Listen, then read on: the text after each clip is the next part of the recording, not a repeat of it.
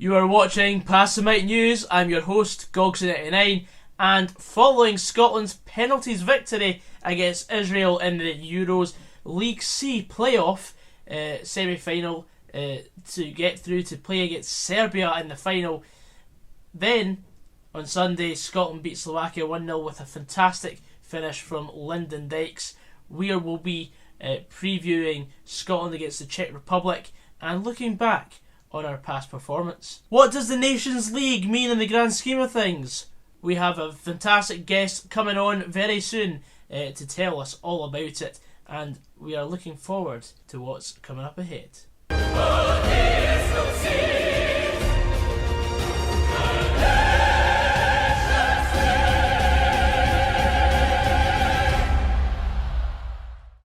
Today we've been joined by Gordon Shea, who's here to basically tell us all the ins and outs of the UEFA Nations League.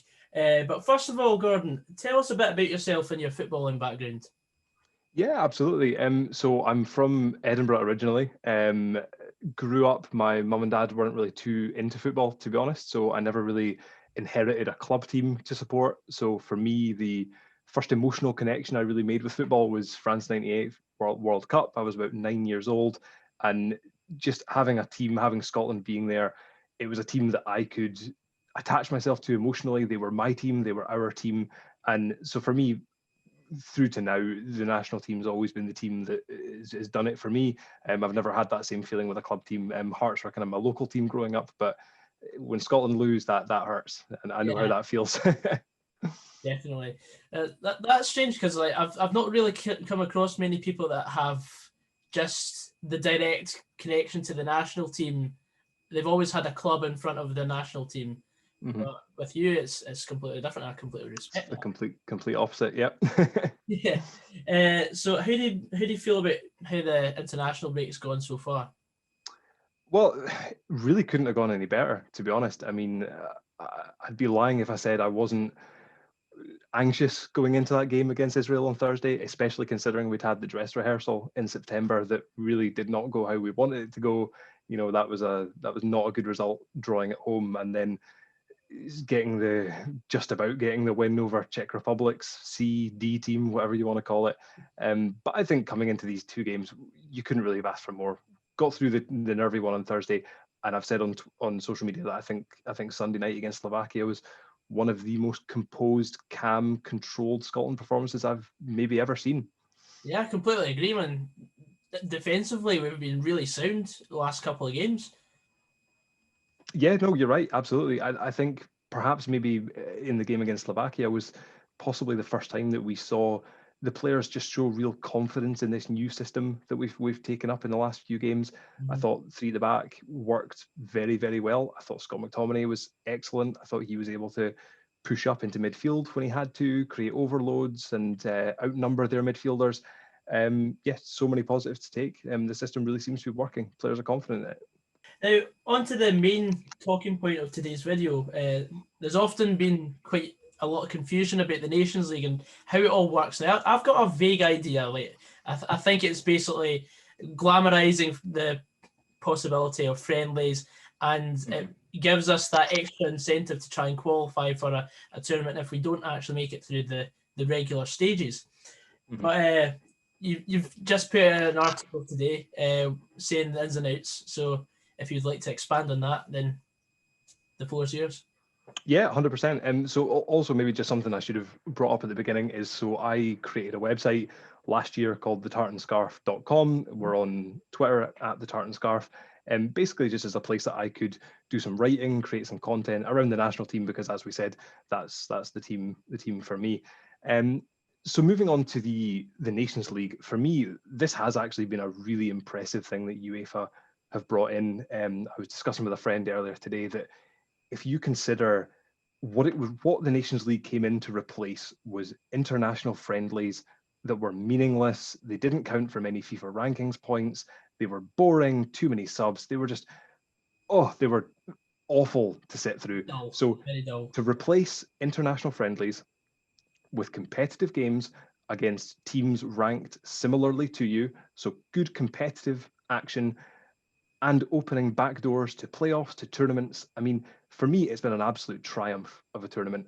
I think if UEFA did one thing wrong, if they slipped in any way, I thought going from the first instance of Nations League to this one, when they chose to expand the leagues. So League A initially had 12 teams in it, and then in this round it has 16 teams in it.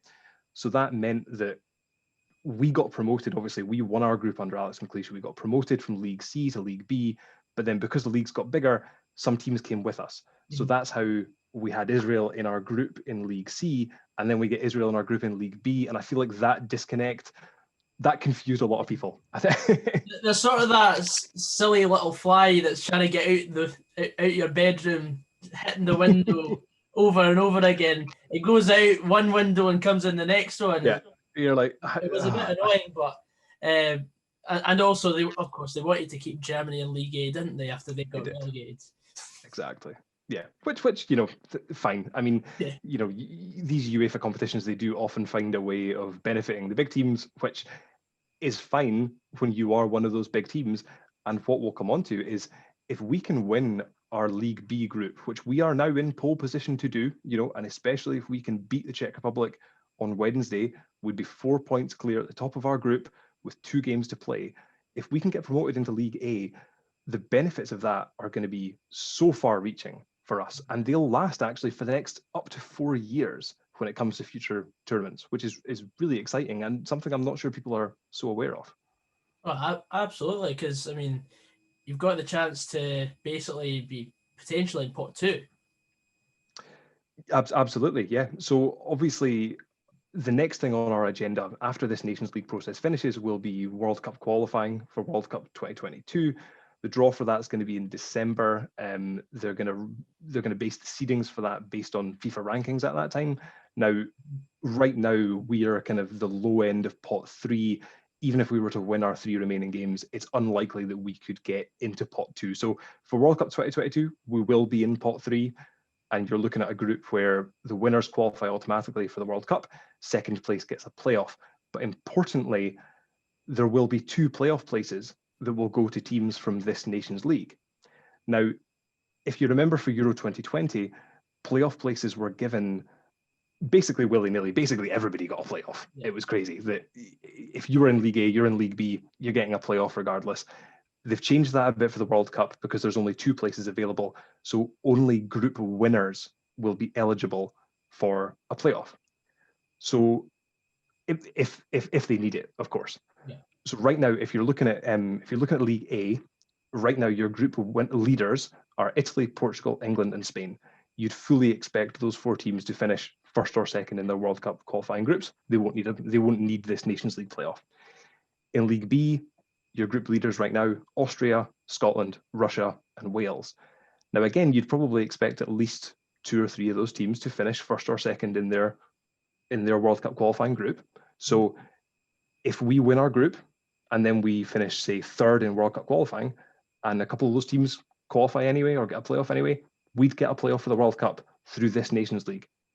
And what a great benefit that would be. And the chance to be at the World Cup in Qatar would be absolutely superb. And I think that might actually be the next big tournament that we will actually be able to go to as fans properly from start to finish, given the whole pandemic, etc. Because I think next year might be a bit too soon. Yeah, we'll have to see. I mean, people are sort of starting to be a little bit negative on the Euros next summer happening as we all want them to happen, which is devastating, knowing that there'll be games at Hampden. But if you look at our record in World Cup qualifying down the years, generally we've come closest to qualifying for the European Championships, not World Cups. World Cups are harder to qualify for. There's fewer places available. There's only about 13 places from Europe that go to the World Cup. So if we can go into World Cup qualifying knowing that we've got a very good chance of having a playoff in our back pocket, irregardless of what we do in qualifying, what an absolute boost that will be to us, because that's what we've had for the Euros. And also there are benefits for Euro 2024 as well, which is in Germany, I believe. We can actually have benefits for that by winning our group now, because we'd be promoted into League A. The next set of Nations League games will be held in 2022. So even if we tanked in that campaign, we'd be in League A, paired against some of the best teams in Europe, you'd expect us to struggle. Even if we lose every game, like Iceland did last time, and get relegated, the seedings for Euro 2024 qualifying will come from that Nations League. And because we've been in League A, we will be at bare minimum in pot 2 for Euro 2024 qualifying. And if you consider that in that qualifying, the top 2 teams qualify automatically for the Euros, to go into that campaign seeded second will be a huge advantage for us. And even if we don't finish in the top 2 in that qualifying, because we've been in League A and Nations League, we'll definitely get a playoff for Nations League. Because if you look at what happened with Iceland last time, they were in League A before Euro 2020 qualifying. They did not pick up a single point. They lost every game.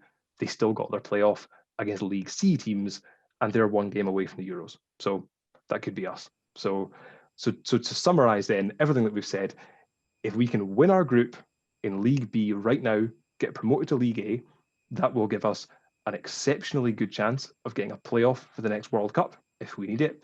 It'll mean that we're definitely seeded second for Euro 2024 qualifying, and it'll more or less guarantee us a playoff if we need it for Euro 2024.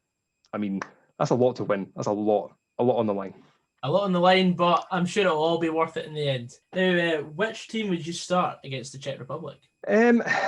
I would love it if we made as few changes as possible, simply because this game is so important that I'd love to see the continuity from game to game.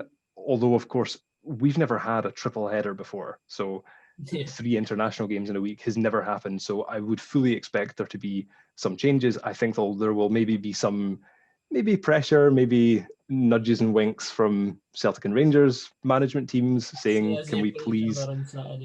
They play each other on Saturday. Can you maybe please not play them on Wednesday? I wouldn't be surprised to see that. But then we've got other players that can come in. Lawrence Shankland's, for example, has only come off the bench. Perhaps he'd be looking to start tomorrow night. Obviously, Andy Robertson's suspended. Greg Taylor did really well last year in the 2 games against Cyprus and Kazakhstan when he came in at left back. So I've got no worries there. Thank you very much to my fellow Gordon for coming on and telling us all about the Nations League. His link is in the description to the Tartan Scarf, or you can check out the Twitter at the Tartan Scarf. Yeah, as simple as that. And if you're new to the channel, of course, please do leave a subscription. It'd be very much appreciated. We are racing away to 9,000 subscribers now. We are in the final 500. Can we reach 10,000 by the end of the year? That is the goal, troops. Get it done. Anyway, guys, we'll see you very soon, and hopefully Scotland can go and get another 3 points against the Czech Republic. Yes. Come on, Scotland! I'll see you later. Take care.